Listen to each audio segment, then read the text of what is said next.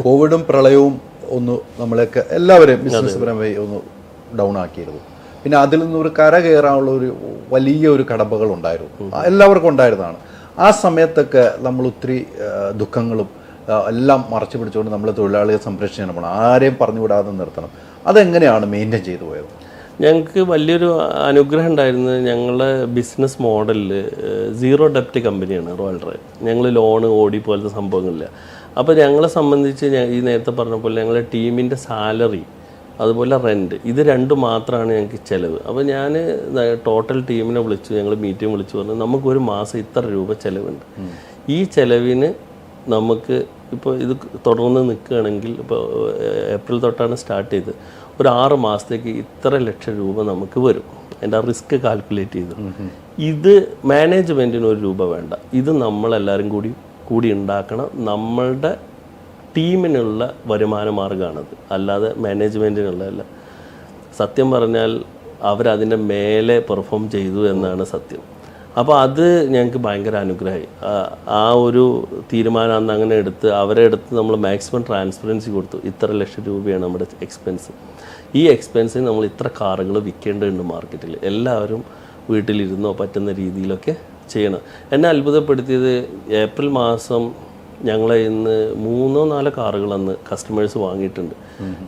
അവരെ നമുക്ക് എങ്ങനെ അവരെ അനുമോദിക്കാമെന്നറിയില്ല. ലോകം അവസാനിക്കാൻ പോവാന്നുള്ള ഒരു പ്രചരണം ഒരു ഭാഗത്ത് നടക്കുന്നു, ഈ ലോക്ക്ഡൗണുകൾ ശക്തമായിക്കൊണ്ടിരിക്കണം. ആ സമയത്ത് വന്നിട്ട് ഞങ്ങൾക്ക് അവരുടെ ബാങ്കിലുള്ള അക്കൗണ്ടിലുള്ള പൈസ ട്രാൻസ്ഫർ ചെയ്ത് ലക്ഷറി കാർ വാങ്ങി ഓടിക്കാൻ വരെ പറ്റൂല. ആ സമയത്ത് പർച്ചേസ് ചെയ്ത കസ്റ്റമേഴ്സ് ഉണ്ട്. അവരുടെ ഒരു ആഗ്രഹം, അവരുടെ സ്വപ്നം, ലോകം അവസാനിക്കാൻ പോകുന്ന അവരുടെ ഒരു സ്വപ്നം ഉണ്ടായിരിക്കുമല്ലോ. അതിനു മുമ്പ് എനിക്കും ഒരു വണ്ടി ഇരിക്കട്ടെ എന്നുള്ള സ്വപ്നം, അതും ചിന്തിക്കാം. അല്ല, അതായിരിക്കാം. പിന്നെ ഈ പറഞ്ഞ പോലെ കുറച്ചുകൂടി വലിയ കാഴ്ചപ്പാട്. ഞങ്ങളിപ്പോൾ ഇവിടെ നമ്മുടെ വിരാട് കോഹ്ലിയുടെ കാറുണ്ടായിരുന്നു, അത് ഞങ്ങൾ കൊടുത്ത കസ്റ്റമർ ലംബോർഗിനി എടുക്കുന്നത്, അയാൾക്ക് 75 വയസ്സുണ്ടായിരുന്നു. അപ്പോൾ അദ്ദേഹം ഇത് കൊടുത്തപ്പോൾ അദ്ദേഹം പറഞ്ഞു എൻ്റെ ഒരു ആഗ്രഹമായിരുന്നു ഒരു ലംബോർഗിനി വാങ്ങിക്കുക. 75ാമത്തെ വയസ്സിലാണ് അദ്ദേഹം ആ ഒരു ആഗ്രഹം സഫലീകരിക്കുന്നത്. അപ്പോൾ ഈ പറഞ്ഞ പോലെ ആളുകൾക്ക് പല ആഗ്രഹങ്ങളാണ്. നമുക്ക് ഓരോ സെയിലും ഓരോ പർച്ചേസും ഇതൊക്കെ ഭയങ്കര ഇതുപോലെ പല ഇമോഷണൽ കഥകളുണ്ടാവും. ചില ആളുകൾ വണ്ടി വിൽക്കുമ്പോൾ കരയുന്ന ആളുകളുണ്ട്. അതായത് ആ വണ്ടിയെ അവർ എന്താ വെച്ചാൽ അവർ ലൈഫിൽ അത്രയും അവരെ ഹെൽപ്പ് ചെയ്തിട്ടുണ്ടാവാം. അങ്ങനെ പല വിശ്വാസങ്ങളും ചിലർ ഇത് ഈ വാഹനത്തെയൊക്കെ കണക്ട് ചെയ്യും. വണ്ടി ഭാഗ്യമായിരുന്നു, എന്നെ വഴിയിൽ ചതിച്ചിട്ടില്ല, അങ്ങനെയൊക്കെയുള്ള കാര്യങ്ങളുണ്ടാവും. നമ്മളിതെല്ലാം കാണുന്നു, അനുഭവിക്കുന്നു. അപ്പോൾ അവരുടെ ആ സന്തോഷത്തിലും ഇതിലൊക്കെ നമ്മളും ഒരു ഭാഗമാവുന്നു. ഡെലിവറി എടുക്കുന്ന ആളുകൾ ഇപ്പോൾ ഏറ്റവും കൂടുതൽ ഇപ്പോൾ ഈ ഒരുപാട് കഷ്ടപ്പെട്ട് വന്ന് ഇപ്പോൾ ഒരു ലക്ഷറി കാർ പുതിയത് വാങ്ങണമെങ്കിൽ ഒരു 60 ലക്ഷം രൂപയുടെ കുറഞ്ഞൊരു പുതിയ കാറില്ല.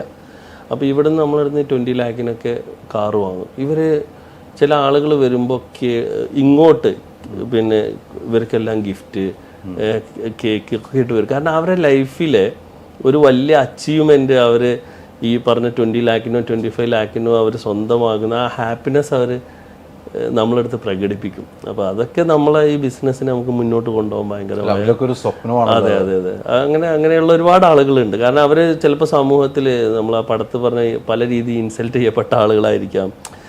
അപ്പോൾ അവർക്ക് ഈ സമൂഹത്തിൽ ഒരു ലക്ഷറി കാറും കൊണ്ട് ഇറങ്ങാൻ അതിന് കാരണമായിന്നേ ഉള്ളൂ. നമ്മളല്ലാത്ത ഓപ്ഷനുണ്ട്, പക്ഷെ അവർ റോയൽ ഡ്രൈവിനെ സെലക്ട് ചെയ്തു, നമ്മളതിനൊരു കാരണമാകുന്നു എന്നുള്ളത് നമുക്ക് സന്തോഷമാണ്. അത് അവരുടെ സന്തോഷം, ഈ ഹാപ്പിനെസ്സാണ് യഥാർത്ഥത്തിൽ നമ്മളെ ഹാപ്പിയാക്കി കൊണ്ടുപോകുന്നത്. ഈ ഒരു പേര് റോയൽ ഡ്രൈവ് എന്നുള്ള പേരിടാനുള്ള കാരണം? റോയൽ ഡ്രൈവ് എന്ന പേര് നേരത്തെ നമ്മൾ പറഞ്ഞ പോലെ ഒരു വിഷൻ. ഇപ്പോൾ ഞാൻ ഇന്ന് രാവിലെ യാത്ര ചെയ്തപ്പോൾ ഒരു ബസ്സിൻ്റെ അല്ല, ഒരു ട്രാവൽസിൻ്റെ പേര് കണ്ടു. വളരെ ഒരു ലോക്കൽ പേര് പറയുന്നില്ല. അപ്പോൾ ഞാൻ ആലോചിച്ച് ആ പേരിടുന്നതിൽ തന്നെ അവർക്ക് ഉറപ്പുണ്ട് അവർ ആ ഏരിയ വിട്ട് വളരണ്ട എന്നുള്ളത്. അപ്പോൾ നമ്മുടെ വിഷൻ ഗ്ലോബൽ ആയതുകൊണ്ട് തന്നെ നമ്മൾ ലോകത്തെവിടെയും ഇപ്പോൾ നമുക്ക് നമ്മുടെ കുടുംബ പേരിടാം, അല്ലെങ്കിൽ മക്കളെ പേരിടാം, ഇങ്ങനെ പല രീതിയിൽ ബിസിനസ്സിൻ്റെ പേരിടുന്നതാണ്.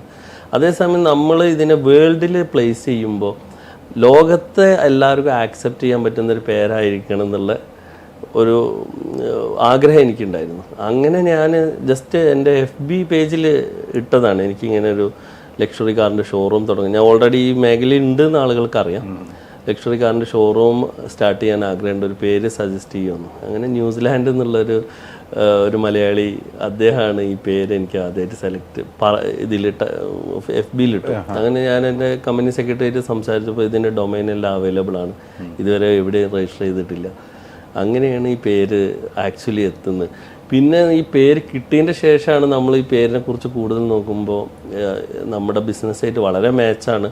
രണ്ടാമത് ഈ ഡ്രൈവ് എന്നതിന് പല അർത്ഥങ്ങളുണ്ട്. വണ്ടി ഓടിക്കുന്നതിന് അപ്പുറം നമ്മുടെ ഒരു ഉൾപ്രേരണ, നമ്മുടെ ഹൃദയത്തിൽ നിന്നുള്ള, അപ്പോൾ രാജകീയമായൊരു ഉൾപ്രേരണ എന്നുള്ളൊരു അർത്ഥം കൂടി ഇതിനുണ്ട് എന്ന് പറയുമ്പോൾ കൂടുതൽ സന്തോഷമായി. അങ്ങനെ ഈ പേര്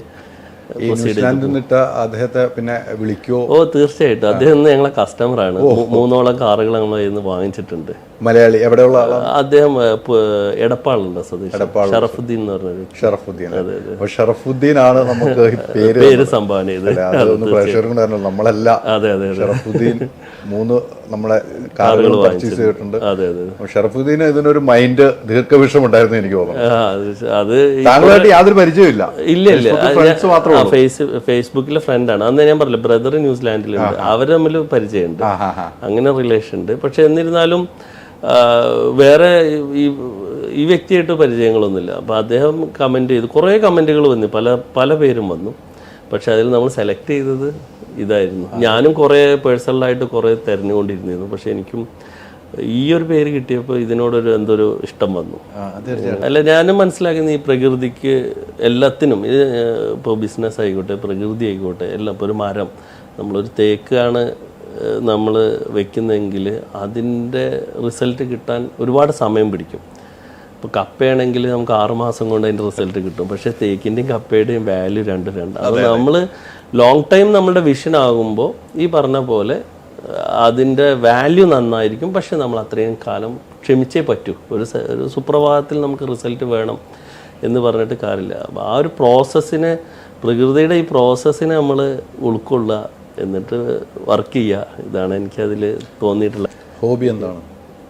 ഹോബി ഡ്രൈവിംഗ് ആണ് ഏറ്റവും. ഇന്നും ഞാൻ കഴിഞ്ഞ ദിവസം ഞാൻ പറഞ്ഞില്ലേ, തിരുവനന്തപുരം പോയി വന്നു.